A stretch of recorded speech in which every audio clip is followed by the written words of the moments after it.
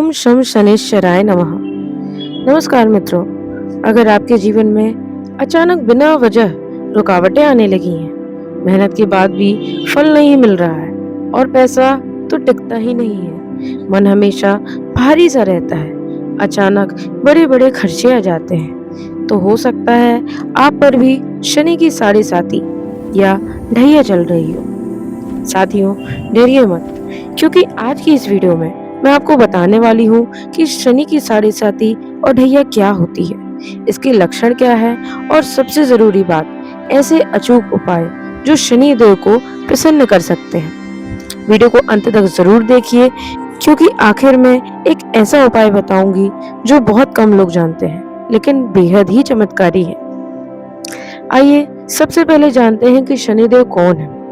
शनि देव को लोग अक्सर दंड देने वाला देवता मान लेते हैं, लेकिन सत्य यह है कि शनिदेव न्याय के देवता हैं। जैसा कर्म करेंगे वैसा ही फल पाएंगे, न कम न ज्यादा।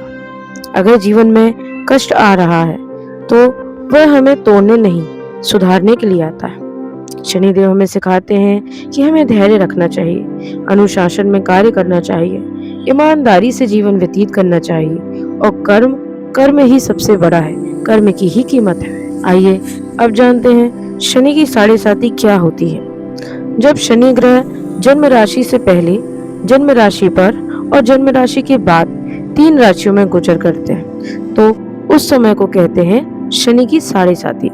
इसकी अवधि लगभग 7.5 साल तक की रहती है। साढ़े साती के 3 चरण होते हैं। पहला चरण होता है जिसमें व्यक्ति मानसिक तनाव को महसूस करता है और अत्यधिक मानसिक रूप से परेशान रहता है।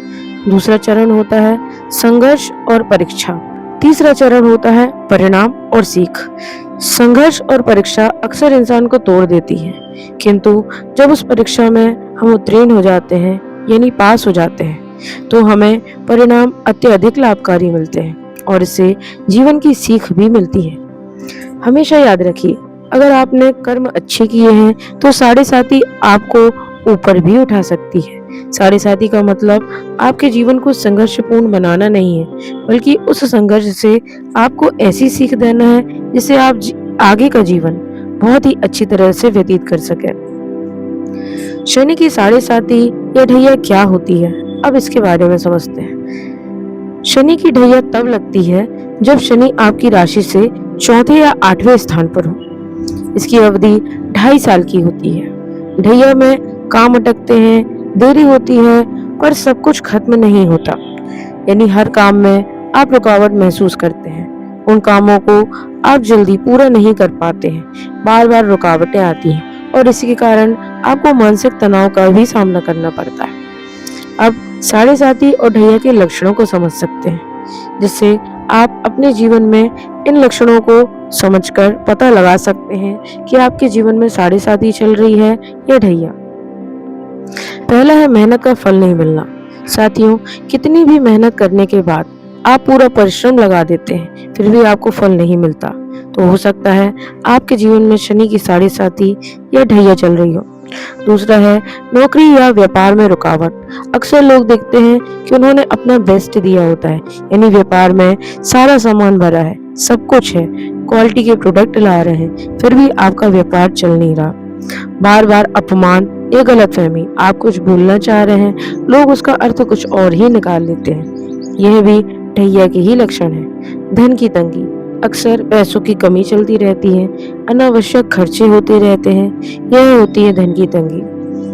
और जो सबसे बड़ा है वह है मन में डर, उदासी और अकेलापन। सबके रहने के बाद भी आप ऐसा महसूस करते हैं जैसे कि आपके जीवन में कोई भी ना हो। आप अक्सर परेशान रहते हैं, मन उदास रहता है और अकेले में आप डर महसूस करते हैं। लेकिन घबराइए मत, अब आते हैं शनि देव को शांत करने के उपाय क्या क्या हो सकते हैं, अब आप वह भी सुन लीजिए। साथियों, सबसे पहला उपाय है शनिवार के दिन दीपक जलाना। लेकिन शनिवार को दीपक जलाने का एक सही तरीका होता है, आइए अब वह समझते हैं। हर शनिवार पीपल के पेड़ के नीचे सरसों के तेल का दीपक जलाएं। पश्चिम दिशा में दीपक का मुख होना चाहिए और बोले ओम शम शनेश्वराय नमः। इस मंत्र का 108 बार जाप करें और दीपक जलाते समय मन में किसी का बुरा न सोचें। यह है दीपक जलाने का सही तरीका। अब उपाय नंबर 2 के बारे में बात करते हैं। शनिदेव को प्रिय है दान, यानी आप जितना दान करेंगे उतना शनिदेव की कृपा आप पर बनी रहेगी। शनिवार को इन चीजों का दान जरूर करें। सबसे पहला है काला तिल, दूसरा है उड़द की दाल, तीसरा है काला कपड़ा, चौथा है लोहे की वस्तु, पांचवा है काले चने। लोहे की वस्तु शनिवार के दिन खरीदनी नहीं चाहिए, अपितु उसे दान करना चाहिए। दान हमेशा मौन रहकर दें और श्रद्धा से करें। मन में कोई भी कपट नहीं होना चाहिए। अब बात करते हैं उपाय नंबर 3 की, जो कि है हनुमान जी की पूजा। हनुमान जी की पूजा जो भी व्यक्ति करता है, शनिदेव की कृपा उस पर हमेशा बनी रहती है। जहाँ हनुमान जी होते हैं वहाँ शनिदेव बाधा नहीं डालते। शनिवार को हनुमान चालीसा पढ़ें। सिंदूर और चमेली का तेल हनुमान जी की मूर्ति पर चढ़ाएं, जिसे अक्सर चोला बदलना भी कहते हैं। यह उपाय साढ़े साथी में सबसे ज्यादा प्रभावशाली माना जाता है। उपाय नंबर 4, शनि मंत्र साधना। प्रतिदिन यह शनिवार को जप करें। जप में ओम प्राम प्रीम प्रोम सह शनेश्वराय नमः इस मंत्र का 108 बार जाप करें। मंत्र का जाप करते समय मन हमेशा शांत रखें और लगातार यह उपाय 40 दिन तक करें। आइए अब बात करते हैं साढ़े साथी में क्या नहीं करें।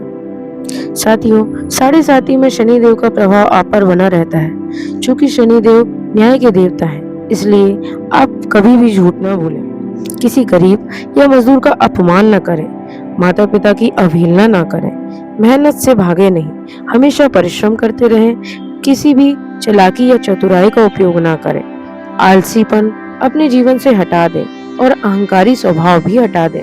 शनिदेव अक्सर आलसी और अहंकारी व्यक्ति से नाराज होते हैं।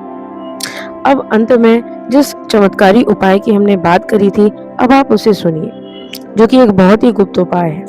साथियों, शनिवार की रात लोहे की कटोरी में सरसों का तेल भरें, उसमें अपना चेहरा देखें, फिर तेल को किसी गरीब को दान कर दें। यह उपाय इतना चमत्कारी है कि इससे शनिदेव की कृपा दृष्टि आप पर सदैव बनी रहेगी। इससे नजर दोष और शनि की पीड़ा दोनों पर ही असर होता है। मित्रों, साढ़े साथी या ढैया सजा नहीं है, बल्कि जीवन को सही दिशा देने का अवसर है। अगर आपने धैर्य रखा, सही कर्म किए और शनिदेव का सम्मान किया, तो शनिदेव आपको शिखर तक भी पहुंचा देते हैं। अगर यह वीडियो उपयोगी लगी हो तो वीडियो को लाइक करें और चैनल को शेयर करें और चैनल को सब्सक्राइब भी करें, ताकि आप नित नई ऐसी ही जानकारियों का लाभ उठाते रहें। आज के लिए साथियों इतना ही। आपका दिन मंगलमय हो। जय शनिदेव, जय श्रीमन नारायण, जय श्री हरि, राधे राधे।